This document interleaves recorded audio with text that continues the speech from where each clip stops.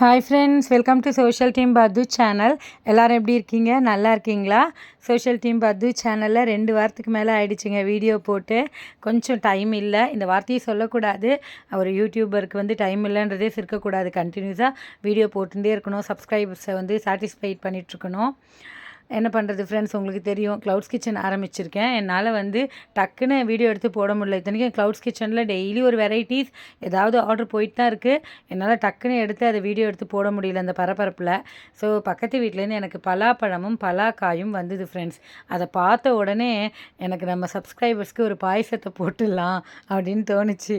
ஆமாம் ஃப்ரெண்ட்ஸ், கேரளாவுக்கு தான் போக முடியல. அட்லீஸ்ட் கேரளா ஸ்டைலில் ஒரு பலாப்பழ பாயசமாவது உங்களுக்கு செஞ்சு காமிக்கலாம் இல்லையா?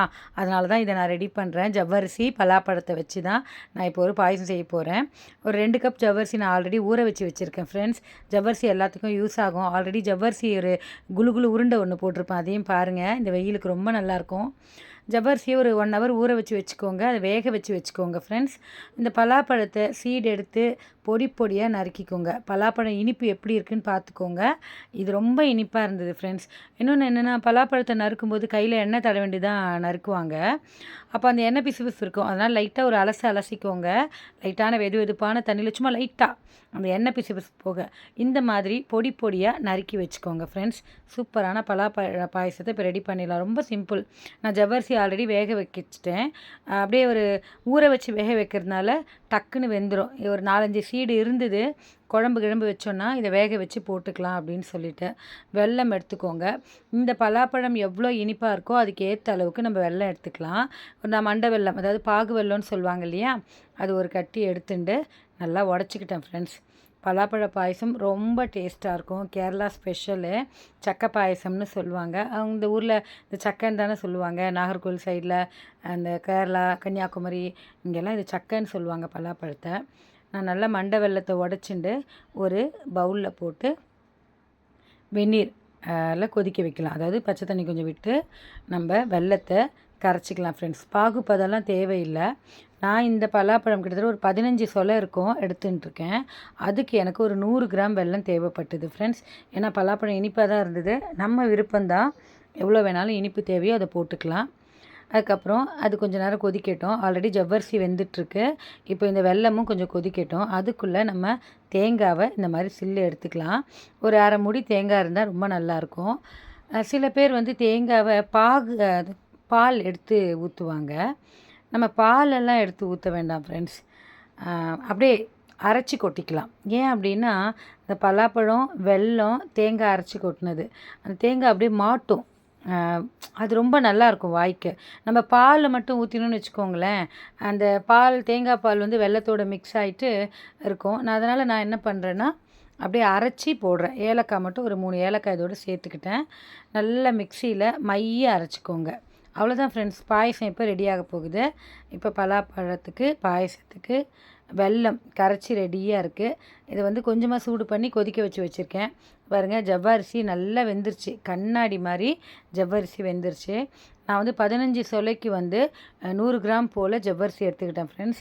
நல்லா கண்ணாடி மாதிரி வெந்திருக்கு பாருங்கள். ஏன்னா இந்த மாவு ஜவ்வரிசி டக்குன்னு வேகாது. நம்ம ஊற வச்சுட்டு கொஞ்சம் வார்ம் வாட்டரில் ஊற வச்சுட்டு வேக வச்சோன்னா நல்லா வெந்துடும். கொஞ்சம் அடிகனமான பாத்திரம் வேணுங்கிறதுனால நான் ஜவ்வரிசியை இந்த கனமான பாத்திரத்தில் சேர்த்துக்கிட்டேன். பாருங்கள், ஆக்சுவலாக இந்த ஜவ்வரிசி வந்து திக்காயிடும். அதனால் இப்படி நான் வந்து ஜவ்வரிசியை குக்கரில் 3 சவுண்டு கொடுத்து வேக வச்சேன். சூப்பராக வெந்துருச்சு ஃப்ரெண்ட்ஸ். நீங்கள் உங்களுக்கு வேணும்னா பாத்திரத்துலையும் வேக வச்சுக்கோங்க, குக்கர்லேயும் வேக வச்சுக்கோங்க. இதில் இந்த நறுக்கி வச்சுருக்கிற பலாப்பழத்தை போடுங்க ஃப்ரெண்ட்ஸ். இந்த வேக வச்ச ஜவ்வரிசி அப்படியே மீந்திருந்தால் அது கூட கொஞ்சம் அரிசி மாவையும் கலந்து அப்படியே கிண்டினீங்கன்னா வத்தல் கிடச்சிரும். அது கூட உப்பு, சீரகம், பெருங்காயம் போட்டு வெயிலில் கரண்டியால் ஊற்றினீங்கன்னா ஜவ்வரிசி வடாம் ரெடி ஃப்ரெண்ட்ஸ். சூப்பரான ஜவ்வரிசி வடாமல் இப்படியே சிம்பிளாக செஞ்சிடலாம். பலாப்பழம் வெந்த பிறகு நம்ம கரைச்சி வச்சுருக்கோம் இல்லைங்களா வெல்லம், அதையும் இதில் வடிகட்டி ஊற்றிடுங்க ஃப்ரெண்ட்ஸ். அவ்வளோதான், ரொம்ப சிம்பிளான பலாப்பழ பாயசம். இதுக்காக ரொம்ப மெனக்கட வேண்டாம். ஜவ்வரிசி வேக வச்சுக்கோங்க. அதுக்கப்புறம் பலாப்பழத்தை அதில் சேர்த்து ஒரு 2 மினிட்ஸ் குக் பண்ணுங்கள். பழம் வெந்துடும். அது கூட வெள்ளை கரைசலை சேர்த்துக்கோங்க. சூப்பரான பழ பாயசம் ரெடி. அப்படியே எனக்கு பார்த்து பேசும்போதே நாக்கில் தண்ணி வருது. பார்த்தீங்களா, ஜவ்வரிசி, அந்த பலாப்பழம், வெல்லம் இதெல்லாம் சேர்ந்து ஒரு கொதி வரும்போது வீடே மணக்கும் ஃப்ரெண்ட்ஸ். அந்த அளவுக்கு வாசனையாக இருக்கும் பாருங்கள். அப்படியே சல சல சலன்னு கொதிக்குது. இப்போது நம்ம அரைச்சி வச்சுருக்கிற தேங்காவை அதில் போட்டுக்கோங்க. இன்னும் சூப்பராக இருக்கும். சில பேர் தேங்காவை எங்கள் அம்மா என்ன பண்ணுவாங்கன்னா, முந்திரி திராட்சைலாம் வறுக்கும்போது தேங்காவையும் பல்லாக நறுக்கி இதில் போடுவாங்க. அது சாப்பிடும்போது பலாப்பழம், தேங்காய் இதெல்லாம் ரொம்ப க்ரன்ச்சியாக இருக்கும் அப்படின்வாங்க. நான் சும்மா அப்படியே அரைச்சி தான் போட்டிருக்கேன். Ready friends. 15 நிமிஷம் கூட ஆகாது இந்த பாயசம் ரெடி பண்ணுறதுக்கு. ஜஸ்ட் 10 மினிட்ஸில் ரெடி பண்ணிடலாம்.